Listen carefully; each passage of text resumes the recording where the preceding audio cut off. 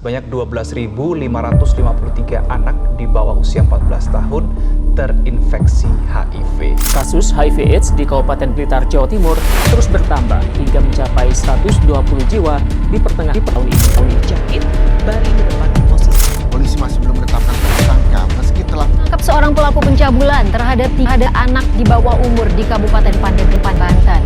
Saat diperiksa di Reskrim Polres, Mayoritas dari mereka yang tertular penyakit HIV/AIDS ini karena perilaku hubungan seks sesama jenis. Dinas Kesehatan Kabupaten Garut mencatat, hingga bulan Agustus 2023 lalu, total ada 168 orang tercatat sebagai pengidap HIV/AIDS.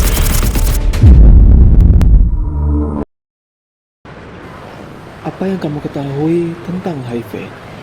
Mungkin sebagian besar dari kalian sudah tahu apa itu HIV. Tapi pertanyaannya, sudah sejauh mana kalian mengetahuinya? Ini bukan lagi tentang penyakit. Ini tentang cara kita memperlakukan manusia. Mungkin sebagian besar orang tahu apa itu HIV. Namun pertanyaan sekarang, seberapa paham mereka tentang itu? Apa itu HIV? Bagaimana cara penularannya? Apakah seorang ODA bisa hidup normal? Itu adalah pertanyaan-pertanyaan yang sering muncul di benak masyarakat. Namun sayangnya, masyarakat lebih sering mengeluarkan stigma buruk daripada berusaha untuk memahami itu. Dari sekian banyak kasus, sebenarnya bagaimana masyarakat itu memandang HIV? Saya dan tim melakukan beberapa wawancara kepada orang-orang untuk mengetahui sejauh mana mereka memahami tentang penyakit ini dan sejauh mana mereka memandang penyakit ini. Dan begini tanggapan mereka. Saya Ibrahim Bisono, saya mahasiswa. nama saya Sani Faria Asensir. Perkenalkan nama saya Yanuar. Saya Bima. Perkenalkan nama saya Adila. Saya Elis. Saya Aditya. Saya Muhammad Rahman. Setahu saya HIV itu penyakit yang bisa diidap kalau misalkan kita nggak memperhatikan kebersihan, khususnya hubungan seksual tuh nggak diperhatikan. Menyerang kekebalan tubuh manusia, dan HIV itu setahu saya belum ada adatnya. Kayak penyakit menular seksual kan? HIV itu penyakit menular belum ada obatnya. Penyakit seksual yang menular. Penyakit kelamin yang menular. Penyakit menular yang dikarenakan gonta-ganti pasangan. Menularkan lewat benda yang kita sentuh. Penyakit menular seksual. Ya sejauh yang saya jelaskan tadi. Melalui kontak fisik yang intim. Tadi benerin. Di beritanya sama orang-orang tertentu yang melakukan hal-hal konotasinya kurang baik. Satu kata itu ganas. Nggak ada ciri-ciri fisik yang jelas. Bandin sih kayak dibantu. Ya, orang yang kena kondisi medis gitu aja. Kalau mereka dibiarkan berkeliaran, ada kemungkinan mereka akan menularkan kepada orang lain. Konotasinya bagi orang-orang baik, ada juga kan orang-orang yang terdampak penyakit ini tapi tertular dari temannya mungkin semuanya konotasinya buruk. Kalau saya ngelihat orangnya menghindar. Nakal, sembarangan. Anda butuh setia ya. Bisa mungkin dibantu. Memberi support atau bantuan. Masukkan dia ke rumah sakit ya. Paling utamanya dirujuk ke profesional ya, ke dokter atau ke rumah sakit. Diusahakan dibantu sama-sama untuk mengurangi HIV ini. Berusaha untuk menghindar sih. Melakukan yang berpotensi kayak menularkan gitu mungkin. Seumpama teman saya, saudara nggak kenal HIV ya. Jadi kayaknya itu agak brengsek ya. Jadi misal orang terdekat saya kena, saya bakal support sih. Soalnya itu, shit man, oke. Saya dan tim juga melakukan riset dan observasi untuk mengetahui fakta sebenarnya tentang HIV. Fakta-fakta atau informasi yang tidak banyak diketahui oleh masyarakat umum.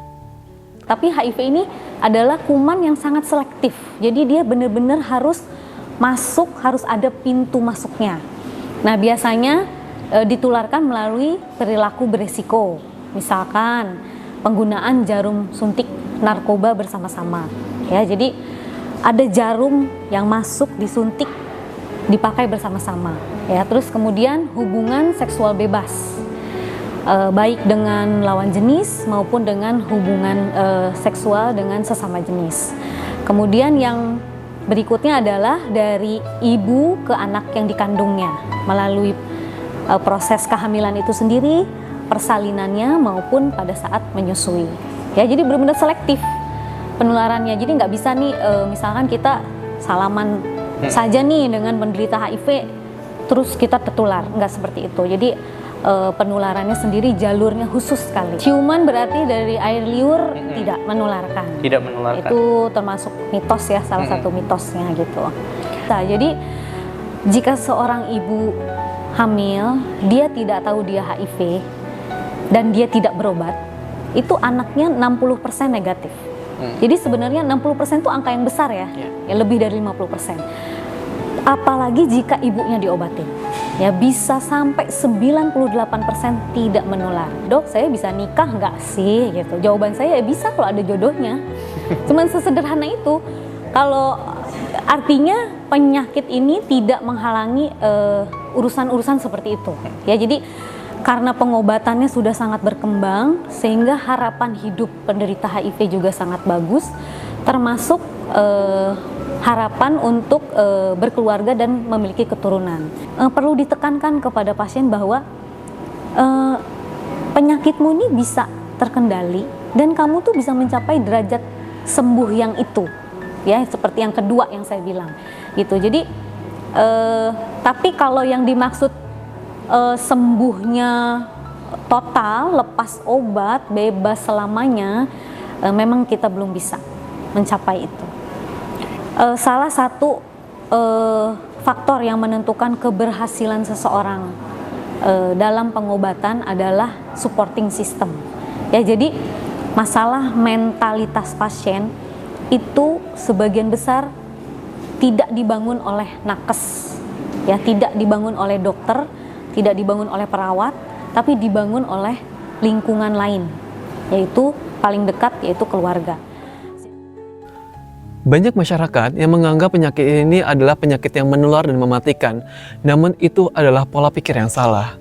Faktanya, berdasarkan hasil riset kami menemukan bahwa meskipun seorang ODA harus meminum obat seumur hidupnya dan dilakukan setiap hari, seorang ODA masih memiliki hak untuk hidup seperti orang lain, hidup berkeluarga, hidup memiliki keturunan, bahkan hidup berdampingan dengan orang lain.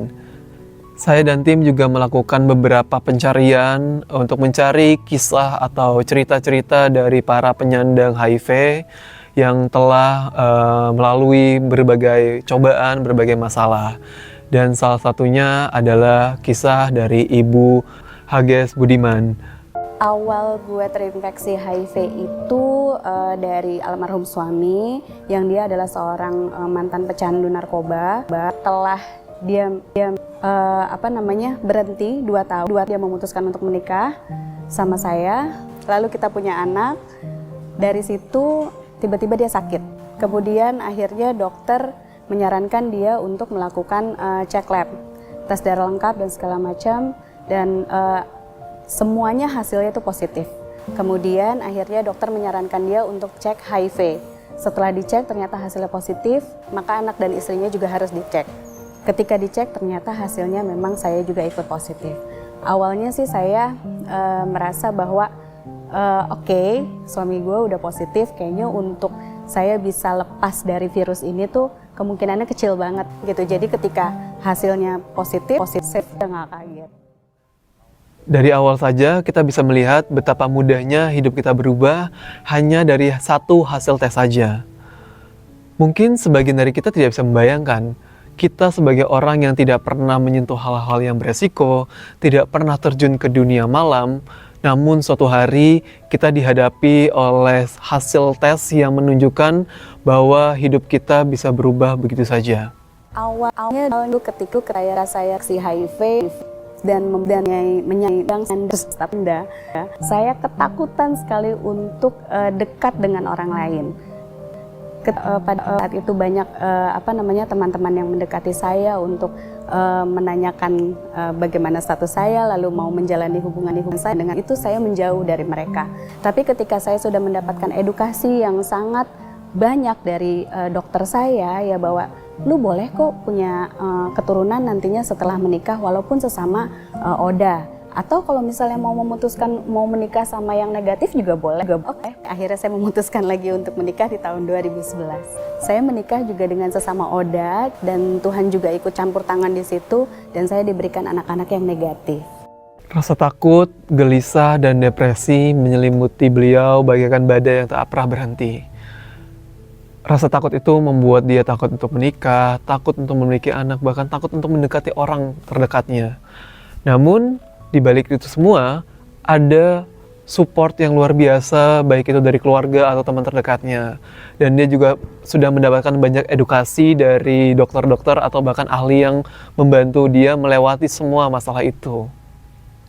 Saya jengah kata-kata stigma dan diskriminasi terhadap Oda. Ketika saya bangun sebuah komunitas yang bernama Kuldesak itu, ya itu semua dananya adalah keluhan tentang stigma diskriminasi. Saya membangun pemikiran bahwa kita harus memanusiakan manusia, bahwa kita ini tidak berbeda. Siapa sih yang mau punya penyakit HIV? Siapa sih yang mau terlahir sebagai anak dengan HIV? Tidak ada. Selain bangkit dari keterpurukannya, beliau juga membangun sebuah komunitas bernama Kuldesak, yaitu komunitas kumpulan segala aksi kemanusiaan yang dibangun pada tahun 2011 bersama teman-teman Oda lainnya. Pada komunitas ini, itu memang berfokus pada membantu para pengidap penyakit HIV, baik itu orang-orang yang memiliki resiko ataupun orang-orang yang sudah mengidap penyakit ini. Nah, hasil dari komunitas ini adalah beliau berhasil membantu banyak sekali orang, baik itu puluhan atau bahkan ratusan orang, untuk membantu mengedukasi, kemudian memberikan wawasan lebih terhadap penyakit Oda, sehingga masyarakat itu lebih terbuka, lebih sadar, dan lebih peduli akan orang-orang yang mengidap penyakit HIV.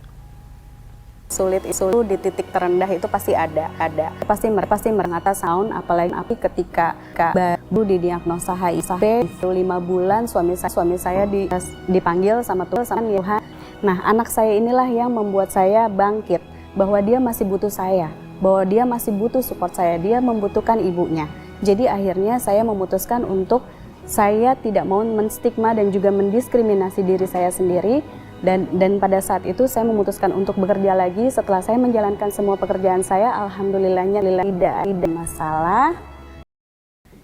Dari kisah beliau, kita mempelajari banyak hal dan membuka wawasan kita lebih luas tentang Oda. Tidak semua Oda itu adalah seorang pelaku, dan tidak semua Oda itu ingin berada di posisi mereka saat ini. Dan kita bisa bayangkan bahwa ada puluhan atau bahkan ratusan kasus yang serupa seperti Ibu Hages. Sebagian dari kita mungkin tidak bisa membayangkan hidup seperti mereka. Hidup dalam ketergantungan obat, hidup dipandang sebelah mata, bahkan hidup dijauhi oleh teman atau bahkan keluarga sendiri. Namun, satu hal yang harus kita ingat adalah mereka, para Oda, layak mendapatkan kehidupan seperti orang normal. Mereka layak untuk menikah, mereka layak memiliki keturunan, mereka layak untuk mendapatkan kasih sayang. Sejatinya, musuh mereka bukanlah HIV atau penyakit mereka sendiri, namun stigma negatif yang muncul dari masyarakat. Tinggal dari kita memilih, apakah ingin menjadi bagian dari stigma negatif atau menjadi harapan bagi mereka semua.